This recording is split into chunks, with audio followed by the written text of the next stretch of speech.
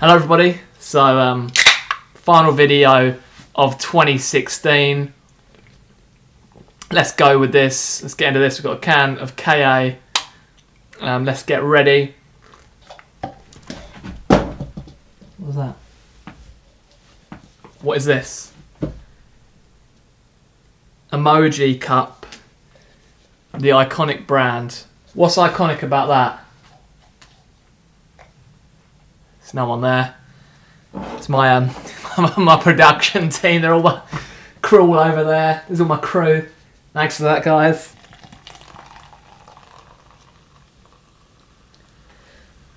We've got an emoji cup because if you thought 2016 was bad, get ready for 2017 with the Emoji Movie. And there's a hair in the top of my drink. There's a hair. Jesus Christ. 42p this cost. I'm making that YouTube ad revenue. First off, let's talk about YouTube ad revenue. With the Tom Cruise video, it went up in views. It went up in a lot in the past week, and I just want to read out my favourite comment. Here's from the Tom Cruise video. This is someone that was upset that first someone said this video is 140 too long. Then someone replied with, yeah, there's a fat fucko that appears for no reason around 06 onwards. I think it's there by mistake. You might have to re-upload the video to get rid of that useless pig. That's one of my favourite comments of 2016. Really lovely. And now I want to read my my second favourite comment, which is a good comment, and it's from the director of Asperger's or Us. He said, he didn't say that. He said this is the best review of Asperger's or Us I've seen. You nailed it. Better than the New York Times. I'm not sure how I came across this review, but it just made my day, and I made the documentary. A lot of people have been talking about it today, but you, sir, did it the best. I hope you get to meet the guys, and I hope you follow your passions. Thank you. That was one of my favourite comments of 2016. That's things. But this video today is favourite TV, games, music, and a book. This is another one of my favourite things of 2016. This little baby. He's been being a little more friendly, aren't you? Oh, you want to get down? What do you want to do?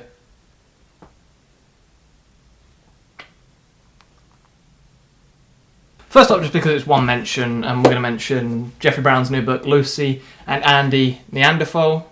I'm hoping saying that right, but it's from like the Stone Age with the Neanderthals, but it's really great book. That's one of my favourite books of 2016. I didn't read that much stuff from 2016, but this was one of my favourites. And now let's get into favourite TV shows of 2016. So first up, with my favourite TV shows of 2016, which goes through this quickly. Mr. Robot Season 2 was better than Season 1. I loved Season 1, but Season 2 got even darker, got even crazier. Elliot, I don't know what the hell's going on with that character this time, but just there were so many things, like you thought one thing was going on, and then all of a sudden this other thing happened, and you're like, shit, this how is this going on in this TV show? Like, it was incredible. It was one of the best TV shows of 2016, and I can't wait for Season 3 to see how else they can fuck with our minds and actually do something well with the hacker universe. And yeah, it's great. Another great TV show of this year was Stranger Things. Stranger Things was just incredible with the supernatural, with Weld and with Eleven and all the characters in that. It was just a really great show that had this 80s throwback, and I loved everything about it, and the soundtrack was incredible as well. And then we had Preacher. Preacher was a great TV show and had a lot with it, and they did a lot from the comic books, and it was very interesting, and I did really enjoy it. And I'm excited to see, because they're going on the road in Season 2, so I'm excited to see what they do with that. But I loved Preacher Season 1. Orange is the New Black Season 4. I think this was possibly my favourite season. I did not like Season 3, but I loved Season 4 because you got to learn a lot more about the characters this time, and it was really great. Planet Earth 2, I haven't watched the whole lot, but what I watched so far, I loved it, and then I got it for Christmas, so then I get to watch all of it on great Blu-ray, so I'm excited to watch that. BoJack Horseman Season 3 was great. They even had a silent episode, like a silent movie episode, which was awesome.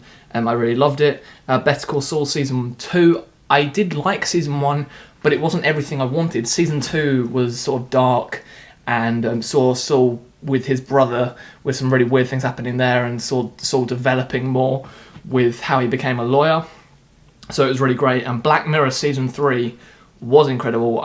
There was one episode that like I didn't really like, but I did pretty much love every single episode. The virtual reality episode was pretty harrowing. Like the end of it was pretty horrible, but I really enjoyed it, and I'm excited to see what they do with the next season. Then yeah, that's TV's shows that I loved this year. Is there any other TV you think I should check out? Say in the comments down below. What was your favourite TV shows of 2016? Then games this year that I did love. I didn't play as many games as I wanted to, but I did play still quite a few, and I've been trying to catch up on games this week. So I played Inside, which was from the makers of Limbo, which was a really, really weird game with like this weird universe, but there was a lot to do, puzzles to solve, and one of the most incredible endings to a game that just confused the shit out of me, but was such a fun ending to a game, one of the best finales I've ever had in a game. So Inside was great. Limbo and Inside are both beautiful games. Inside was some of the most beautiful graphics I've seen in the game with all these like 3D backgrounds. It's a side scroller but has so much depth to it, so I loved it. Then another favourite game was Doom. Doom was a lot of fun. I didn't finish it because stupid this year I bought it and then I got other games and I sort of just put off playing Doom, but everything that I played in it I did love. It was just crazy and a lot of fun. Then my other favourite game this year, which I feel a lot of people haven't appreciated this game. I wasn't a fan of the first Watch Dogs, but Watch Dogs 2 is absolutely awesome. Like, I've been playing it a lot. There's so much you can do with it, with drones, and you get RC drones, like, you can drive around. Like, you can just do a mission where a drone can just go in the building and do the mission for you, but there's a lot to this game. It's a lot of fun, and with hacking, it has a lot more to it, and the characters are better this time. It's more, like, well developed. There's a lot to do, and I do love a lot about Watch Dogs 2. And then a new game that I played, it came back out in February on PS4, but I only started playing it, I don't know why I didn't play it sooner. Layers of Fear is an awesome horror game, which if you were someone that was disappointed that PT got cancelled, I know we're getting other games like Allison Road next year, but this had elements of PT, Silent Hills, where you would just go in one door, and you look around, and then your surroundings are changed, and it's a really awesome game with a lot to do, and it's creepy, and just sort of messes with your mind, and is absolutely awesome. And I can't wait to do another playthrough, because it's like 3 endings. I'm trying to think what ending. I think I got the alright ending, but I need to get the other good endings to it. And then another game was Firewatch. Firewatch was a beautiful game that just played with me a lot. Like, because you had the walkie-talkie, you kept hearing creepy things over the walkie-talkie. You didn't quite know what was going on. It was like a mystery game, but it was a lot of fun. And then one game that I am playing at the moment, which I'm enjoying so far, but I've only probably played it for about half an hour, which is Oxen Free, which seems very interesting so far. So maybe I'll talk about that next year.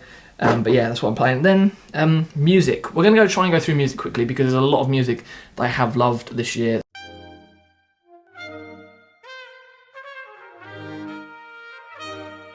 So first up is Kid Cudi, Passion, Pain and Dragon Slain. I do love this album. I know it's had a lot of people very mixed with it, but for me it's a very depressing album, but the production to it is great. Kid Cudi does a lot with this album, and it's like there's quite deep themes to it, and I know he went into rehab like just before releasing this album, but no, I really have enjoyed it, and it's really great, and it's one that I've been listening to a lot. And the next album is Hodgy, Fireplace, Not the Other Side, which I've always enjoyed the music from Odd Future, but I've enjoyed, I like some Tyler Creator music, but I've enjoyed more of artists like Earl Sweatshirt and Domo Genesis, which I know his album wasn't that amazing this year, but I still enjoyed it. And with Hodgy Beats' album, it's like it has a lot of depth to it. There's some really great songs. The production on it is great, and yeah, I love a lot about it. Then another album that I had to listen to a lot to have it really grow on me was Childish Gambino, Awaken My Love, because it wasn't the Childish Gambino album that I really wanted, because, you know, we've known him for rap, but it's great to see an artist develop more and do this sort of like 70s, 80s throwback album that was really well produced and did have a lot of great tracks on it. But yeah, I just I didn't really enjoy it at first. There are some really great tracks, but then as I listened to it more, I was like, no, this album is actually really, really great. So yeah, Josh Gambino, I'm excited to see what he will do next, if I go back to rap or carry on doing this sort of stuff. But I do really like this album, and I think if you haven't checked it out, and if you are a Childish Gambino fan, then do check it out. Then the next album is Kendrick Lamar, Untitled Mastered, which Kendrick Lamar is just fantastic.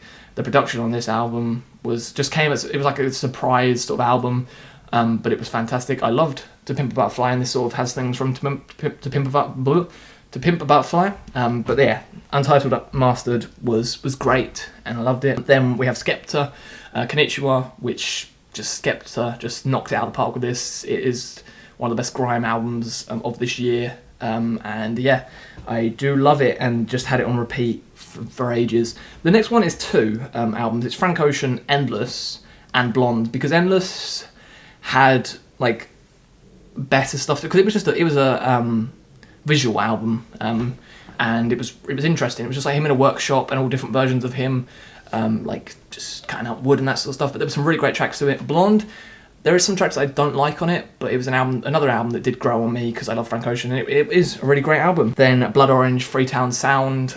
There are some tracks in this again that I don't quite like, but it is a fantastic album. Dev has just created a really incredible album here, and I do love a lot to it. The next album is Pity Sex, White Hot Moon. This is another album that had to grow on me as well, because I listened to some tracks and I was like, hey, this track here sounds exactly like a track off the last album, but no, it's still a good shoegaze emo music, and I did enjoy it. Blink-182, California. This was a good album. I did enjoy it. It was like a return to form for Blink-182, and it was good what they did with it. And then I'm just gonna put in my friends' music because I enjoyed this EP. Body Heat, Day One. Check them out. They got a music video up and everything. Their EP was really good. So yeah, this is wow. I got through this quicker than I thought I would. Cat's meowing again. I'm gonna finish the video. I've got to finish drinking out of a bloody emoji cup. You buy something, you're like, that'll be funny. That'll be for the lulz. 42p. So what were your favourite things from 2016? These were my favourite things from 2016. I know I've probably missed out a few things. Yeah, I'm going to go and play more Oxy Free. I hope you enjoyed this. Tell me in the comments down below what your favourite things of 2016 were. That's all for the day. Thank you very much, and I'll see you all again very, very soon. Goodbye.